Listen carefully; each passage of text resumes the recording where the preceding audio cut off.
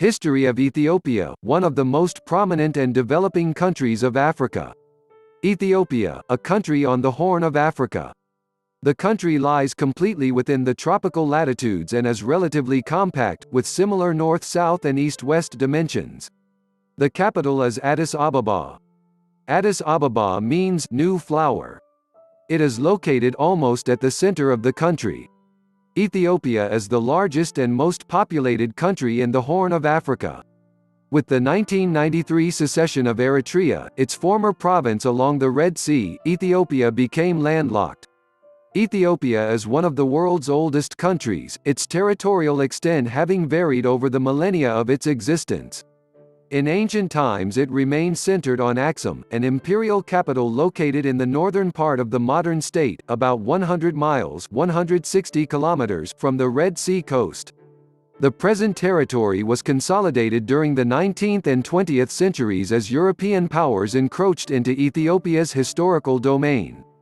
Ethiopia became prominent in modern world affairs first in 1896, when it defeated colonial Italy in the Battle of Adwa, and again in 1935–36, when it was invaded and occupied by Fascist Italy.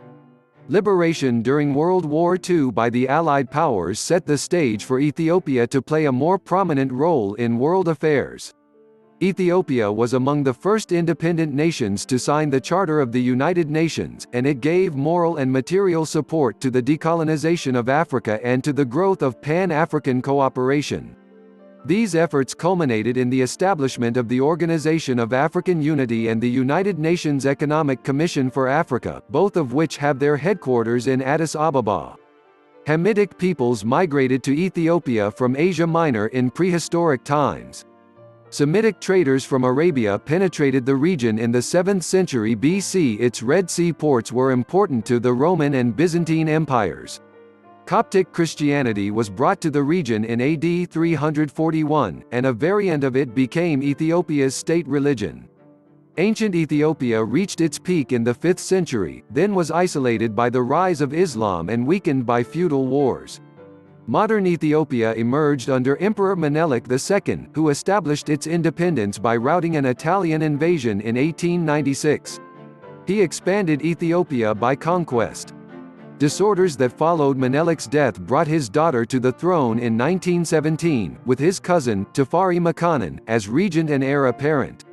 When the empress died in 1930, Tafari was crowned Emperor Haile Selassie I. On September 12, 1974, Haile Selassie was deposed, the constitution suspended, and Ethiopia proclaimed a socialist state under a collective military dictatorship called the Provisional Military Administrative Council (PMAC), also known as the Derg. U.S. aid stopped, and Cuban and Soviet aid began.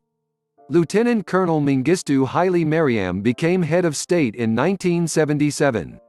During this period Ethiopia fought against Eritrean secessionists as well as Somali rebels, and the government fought against its own people in a campaign called the Red Terror. Thousands of political opponents were killed. Mengistu remained the leader until 1991, when his greatest supporter, the Soviet Union, dismantled itself.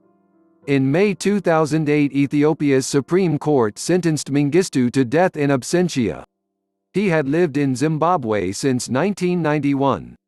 A group called the Ethiopian People's Revolutionary Democratic Front seized the capital in 1991, and in May a separatist guerrilla organization, the Eritrean People's Liberation Front, took control of the province of Eritrea. The two groups agreed that Eritrea would have an internationally supervised referendum on independence. This election took place in April 1993 with almost unanimous support for Eritrean independence. Ethiopia accepted and recognized Eritrea as an independent state within a few days. 68 leaders of the former military government were put on trial in April 1996 on charges that included genocide and crimes against humanity. This was a brief and some important information about Ethiopia's history. For more such interesting and truthy videos, subscribe to us. Thank you so much.